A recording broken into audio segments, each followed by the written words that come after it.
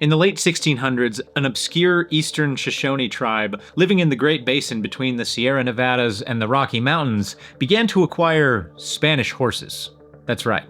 I'm starting the video this way. It seemingly has nothing to do with why the US was not stolen land from Mexico, and yet this single event sent almost the whole of North America on one of the most fascinating, volatile, and, well, uniquely human courses in all of recorded history. And it ended with nothing less than the United States of America having its borders from the Atlantic Ocean to the Pacific and the fulfillment of our manifest destiny. The tale of how America came to acquire its southwestern United States and its border with Mexico is a fascinating one, and one that I honestly believe we should ultimately cherish and be proud of. But I've noticed something in recent years. There seems to be a rising tide of voices claiming that the southwestern United States were somehow stolen from the country of Mexico.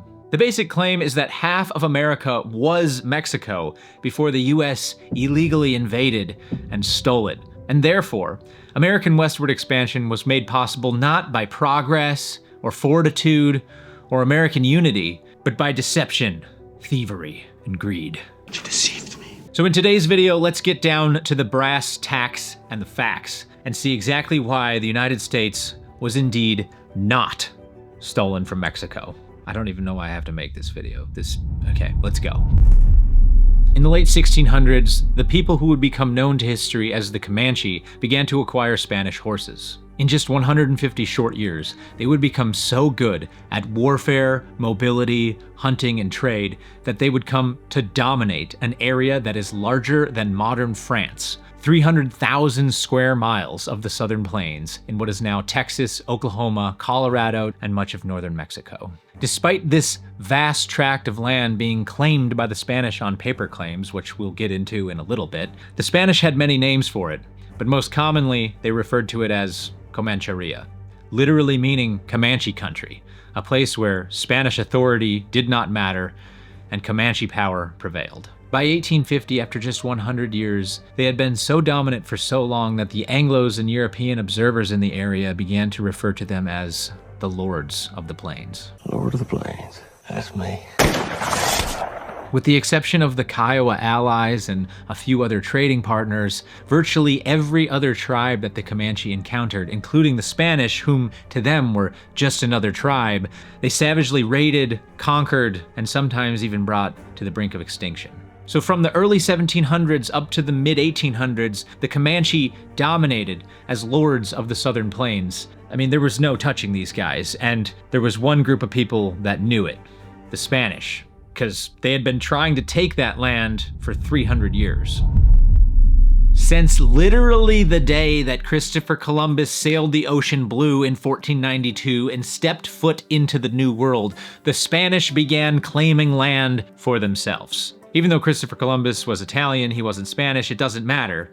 Anyways, now Columbus claimed land for Spain because he sailed under the authority of King Ferdinand and Queen Isabella of Spain, whom, through the doctrine of discovery and the approval of the Pope, claimed that any land that they found, which was not already ruled by another Christian monarch, they had divine right and legal authority to claim for Spain. This is literally what the doctrine of discovery says. So for 300 years from the time the Spanish arrived through the doctrine of discovery, they just went around claiming land that hadn't been discovered yet, such that by 1810, the land belonging to New Spain looked like this. The problem was also that in 1810, Comancheria was, well, it was here, right there. Do you see it? It's right in the middle of... Anyways, how did this happen?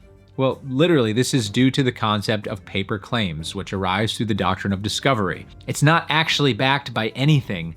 No settlements, no forts, no infrastructure. It's literally called a paper claim because it only exists on paper.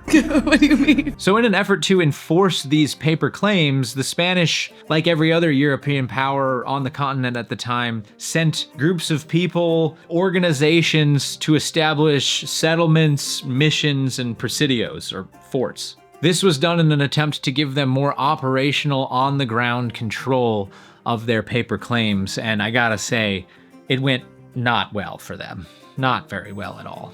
By 1800, over 300 years after Columbus first stepped foot into the New World, New Spain had only 55 missions and 10 presidios north of the Rio Grande River. That's an area that spans from Houston, Texas to San Francisco, California. That's all they had after 300 years. Now, there are several reasons for this abysmal lack of conquest, but primarily Comanches. You see, the Spanish lacked the military resources, the settlement colonies, and everything else they needed to go up there and actually establish operational control of the ground so that they could build the infrastructure necessary to actually utilize such a claimed vast empire. Also, the concepts of missions were completely misjudged, and yet were absolutely central to the entire colonialization strategy that the Spanish had for New Spain for literally hundreds of years. Missions were supposed to be the tools of the empire to reshape indigenous life and build the infrastructure necessary for New Spain to truly rule. Their goal, yes, was to convert indigenous people to Christianity, but it was way more than that. Ultimately, their goal was to really replace indigenous beliefs, to teach natives European agriculture, to provide an actual system of defense, and to ultimately build a system of effectively slave labor that would allow for the Empire of New Spain to sort of build and secure and to take this entire area. I mean, that probably sounded great on paper. I mean, hell, they loved paper. Paper plays an important role in many of the products we use every day. In practice, however, the mission systems and the Spanish colonial hierarchy that promulgated it just ended up creating, well, quite frankly, one of the most heinously racist caste systems that's ever been devised upon the face of the earth. I don't know how else to say it. The society of New Spain was entirely stratified based upon how much Spanish blood you had. And any time in history, you get a few people at the top and a bunch of people at the bottom who can't get to the top because of conditions that they can't control, it tends not to go very well at all. The Mexican War of Independence began on Cinco de Mayo. No, it didn't. Happy Cinco de Mayo, who's ready to fiesta? That's not the same thing. Cinco de Mayo is something totally different. The Mexican War of Independence began on September 16th, 1810, with a grito. After 300 years of Spanish rule, Father Hidalgo rang the church bells in the city of Dolores, which gave the call to arms for Mexicans to rise up against the government of New Spain. And after 11 years of fighting, the Mexicans finally won their War of Independence with New Spain on September 27th, 1821, and became a new nation known as the Estados Unidos Mexicanos, which is otherwise known as the United Mexican States. Not kidding. They took much of their federal system and original framework from the American Revolution just a few decades earlier. So they beat the Spanish. Now they get everything they have, right? Right. That's why in 1824, when Mexico actually finally ratified their constitution, the land that they claimed to be part of Mexico looked like this. And the land that was Comancheria was still there, right there. You see what I'm getting at. By the early 1800s, Texas was a sparsely populated frontier territory controlled primarily by the Comanches. And then the Louisiana Purchase happened in 1803. But do you remember this map of New Spain from 1810? But the Spanish, wait a minute, that's on their map too. Oh yeah, that's because the Spanish hated the Louisiana Purchase. In fact, they didn't even recognize it. You've got the Comancheria problem here, and then in 1803, you have the Louisiana Purchase here. So in late 1820, knowing with some certainty that the Spanish could potentially lose the War of Independence, and that they were looking for last-ditch efforts to settle the frontier areas to not only protect against westward expansion, but also to create a buffer zone that would protect the rest of New Spain from hostile Indians like the Comanches, a man named Moses Austin began negotiating with the government of New Spain. The concept was to establish a trading venture or trading colony that would serve as a buffer between New Spain and the United States in what is now east portions of Texas. Austin's proposal requested permission to bring 300 families into East Texas, and in exchange, the 300 families would become subjects of New Spain and defend the land against foreign enemies, particularly those the Comanches over there. Can you please help? Unfortunately, Moses Austin died before the planned departure of the old 300 families, and his son Stephen F. Austin took over the venture and is now the namesake of the capital of Texas. So context matters, nuance matters, and here's why. Well, the old 300 were on their way en route to Texas. The Mexican War of Independence was drawing to a close, and they found out en route that they were no longer going to a territory of New Spain, they were now going to a Mexican province. This created an obvious uncertainty. The grant had come from the Spanish authorities, but they were no longer in power. What we have to recognize here is that the transfer of power from the Spanish under New Spain to the Mexicans under the new nation didn't happen overnight. Texas was a far-off frontier land, and the primary concerns at that time for anybody who had the authority to grant or re-grant the contract to enter and settle the Austin colony would have been down in Mexico City somewhere, and their concerns would have been far from dealing with a problem like that. So in 1822, Austin traveled to Mexico City seeking to have the contract for his colony recognized by the new government. After a year of navigating political instability, he finally did have his contract confirmed in 1823. Also in 1823, the new Mexican Congress passed a colonialization law which allowed foreigners, such as people from the United States, to settle in Texas so long as they were doing so under contract with an impresario, people like Austin and others who started to receive these impresario contracts. The folks who did this would become known as Texians. Not kidding, literally, that's what we still call them today in our history. They're called Texians because it was Texas and it was a state of Mexico. Texian. It makes sense.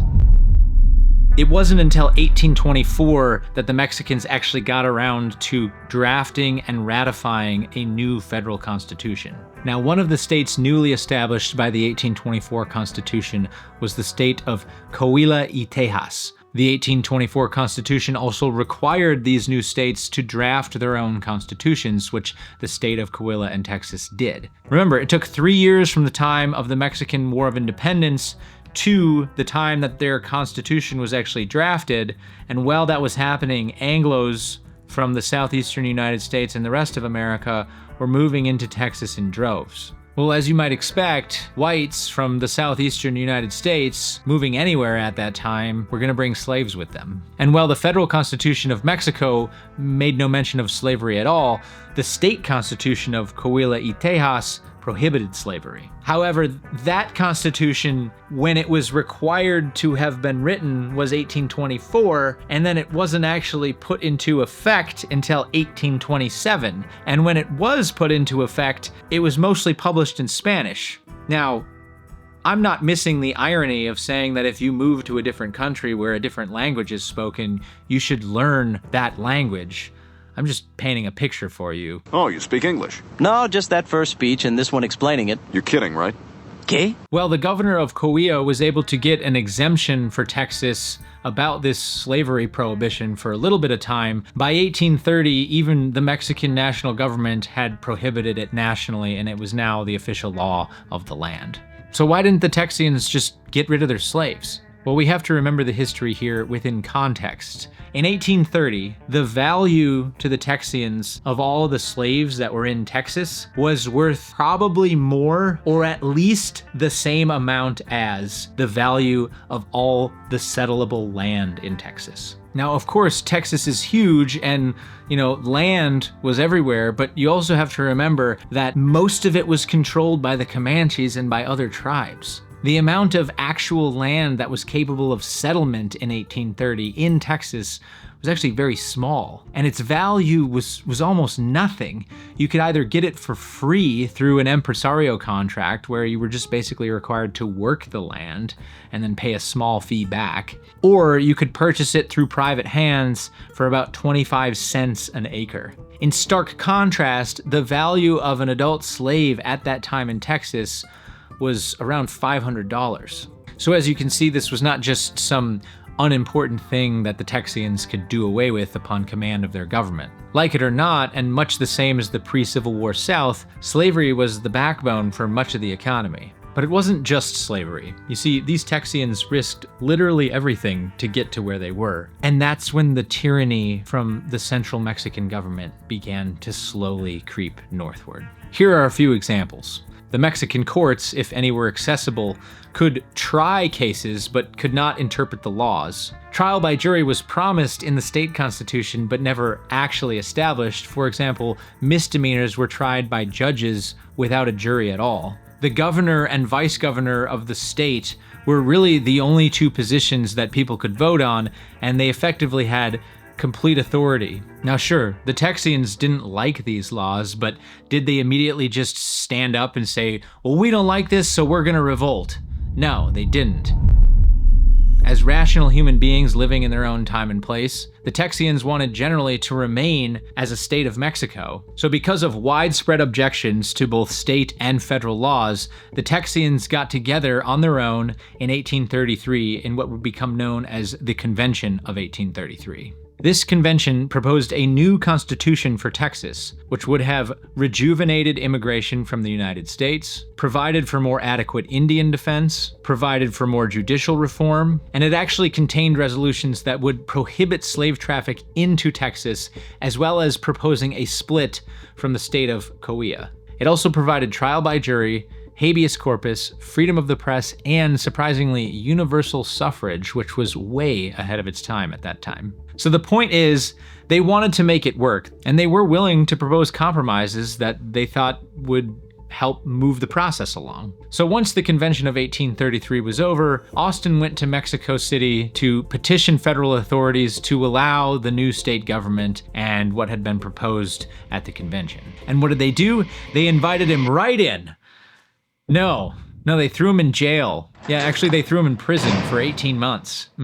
Because that's what you do when you're having a problem with a person who's the leader of a well-armed militia in a territory you barely control 1,500 miles away. Works every time. Great Britain. Putting the Texian leader in prison for 18 months without actually charging him with any crime only served to inflame tensions between the Texians and the Mexicans. You'll never guess what happened then. You want a flick ace? Okay. I'll play with you. Well, he got back to Texas in August of 1835, and the Texas Revolution began in October of 1835. Say hello to my little friend! The Texas Revolution began in October 1835 with the Battle of Gonzales, after a Mexican soldier bludgeoned a local resident a month earlier. Prior to the incident, the citizens of Gonzales had been given a small cannon by Mexican authorities to be used against Indian raids, and after the incident, the Mexican authorities felt it would be unwise to leave it with the citizens of Gonzales. So the Mexican army sent a detachment up to Gonzales, and upon their arrival, a small skirmish broke out. Well, it didn't last long, but when the commander of the Mexican forces went to ask for the cannon back, the Texians raised a homemade white flag with a lone star and a depiction of a cannon on it, with the words written, "Come and take it." Something that still resonates in Texas today. Only this time, it's not projected towards the Mexican government. Looking at you, DC. Looking at you. A 9mm bullet blows the lung out of the body. Anyway, it's important to note here at this time that the Texians actually had made no formal declaration of independence. In fact, many of them disagreed about whether they should actually seek independence or if they should just go back to the less centralized Constitution of 1824. It was shortly after this time that de facto dictator of Mexico, Antonio López de Santa Anna, who was both the president and the general of all the armies, got wind of the armed uprising and decided that he was going to go to Texas personally to retake it and subdue it. The Battle of the Alamo followed in March of 1836, when around 200 Texians defending the mission at San Antonio were killed, facing a much larger force of around 2,000 Mexican soldiers led by Santa Anna. The Alamo was then followed by the Goliad Massacre, in which 350 Texians who had previously surrendered were slaughtered on Palm Sunday, also under orders of Santa Anna. These losses, however, were not in vain, and only served to strengthen Texian resolve. Shortly thereafter, in April, the Battle of San Jacinto became the final decisive battle in the Texas Revolution. Texian forces under Sam Houston caught Santa Anna and about 1,200 of his troops in the open, and in about 15 minutes killed about 650 Mexican troops while only losing about 10 of their own. On May 14, 1836, Santa Anna signed the Treaties of Velasco, which called for the cessation of all hostilities, the withdrawal of Mexican troops to south of the Rio Grande, the promise to recognize Texan independence upon Santa Anna's return to Mexico, and the establishment of the boundary at the Rio Grande River. Of course, upon Santa Anna's return in 1837, the Mexican government refused to recognize the treaty and actually repudiated it, saying that Santa Anna had no authority to sign any binding agreements because he was in captivity when he did, and therefore he signed them under duress. And that, my friends, is where the final snafu begins to take shape. So from the time after the Battle of San Jacinto, Texas existed as an independent nation for about 8 years and was officially recognized by the United States, France, Great Britain, Belgium, and the Netherlands. But it was never recognized by Mexico.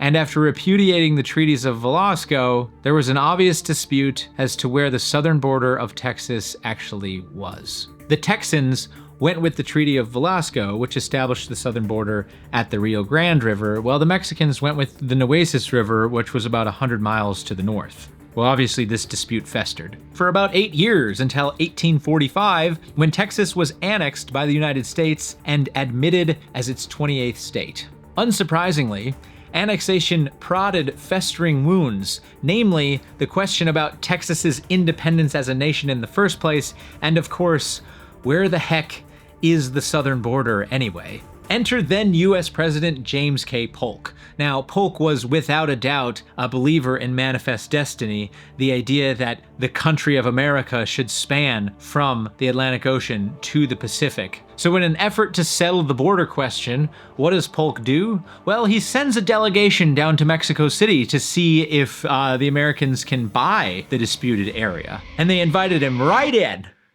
No, they didn't arrest anybody this time, but they just outright rejected the entire thing, and they refused to even meet with the delegates on the issue at all. Okay, well, that's not a great start, and there's already a ton of animosity going on here, so what does Polk do? Well, he sends then General Zachary Taylor with a detachment down into the disputed territory to hold it. When Mexico found out about this, still with their pride inflamed from the Texas Revolution and from annexation, they saw it as an act of invasion. In April of 1846, Mexican and US forces clashed in what would become known as the Thornton Affair, in which about 70 US dragoons went up against around 1,600 Mexican cavalry in the disputed area and lost. But Polk, being a politician and not missing an opportunity to manifest destiny, famously claimed that Mexico has spilt American blood on American soil. And I'm pretty sure the Mexicans probably felt exactly the other way. The Mexican-American War began with America declaring war on Mexico in May of 1846. Now, I won't go into too many details on the Mexican-American War, but effectively, the Mexicans got trounced. I mean, absolutely beaten. There's no question about that. General Zachary Taylor, who would go on to become US president himself, won major battles at Palo Alto, Monterrey, Buena Vista, and others, securing northern Mexico. US settlers further west staged the Bear Flag Revolt in California, while US forces quickly occupied New Mexico and California with little resistance. General Winfield Scott also won decisive victories at Cerro Gordo, Contreras, Molino del Rey, and others. To make a long story short, the Mexican-American War ended in less than 18 months, with the United States forces occupying Mexico City. I'm trying to be nice. Then on February 2nd, 1848, the Treaty of Guadalupe Hidalgo was signed. The treaty officially ended the war between America and Mexico, and also, importantly, officially recognized the southern border as the Rio Grande River. In addition, the treaty ceded around 525,000 square miles of territory claimed to be owned by Mexico to the United States, including California, Nevada, Utah, most of Arizona, and parts of Colorado, New Mexico, and Wyoming. So in exchange for this deal, After Mexico lost a war they got trounced in less than 18 months, they received $15 million for the land, which would be the equivalent of $577 million in today's money. The US also agreed to assume $3 million of legal claims against Mexico by American citizens, which would be worth another $125 million today. So while it's probably true Mexico was not happy about the Treaty of Guadalupe Hidalgo, they also lost the war. Nobody that loses the war is happy about the treaty afterwards. But even to this day, it's never been repudiated. That's always been the case. Hey, we signed this treaty with the Americans, that's the law, that's the way it is, we're good to go. So no, the United States of America was not stolen from Mexico. And upon the conclusion of the Mexican-American War, we paid Mexico $700 million in today's money for land they never actually held in the first place, at a time when the value of the land was almost nothing, after the Mexican government humiliatingly fumbled the assimilation of the tyrannized Texians. Over land the Mexicans took claim to after they won their independence from the Spanish Empire, who tried for 300 years to enforce paper claims on tribes like the Comanches, only to get trounced by them. After those claims were originally made under the Doctrine of Discovery, whereby a king and queen in far-off Spain could, by divine right, rule over lands and peoples simply because there was not already an existing Christian monarch ruling over them. We also dealt with those hostile Comanches, settled the western lands that we bought legally from the Mexicans, and for the next 177 years, created an ever-expanding socio-economic environment the Mexicans could peacefully engage with through trade, ideas, and culture, literally up to and including right now, at this very moment. That's still happening. So no. We didn't steal the United States from Mexico, and we should be proud of this history, not ashamed of it. Is our relationship with Mexico perfect? No, absolutely not. Has it been perfect historically? No, definitely not. We're human beings. But in the process of getting here, to where we are right now, it was the Americans, not the Mexicans, not the Spanish, not the Comanche, the Americans, who made this land far more prosperous than any other people who had stepped foot on it before us. And that's a history that we should be proud of, that all Americans should be proud of, because we all benefit from it. And if that wasn't the case, then why would Mexicans still be moving here to seek the American dream?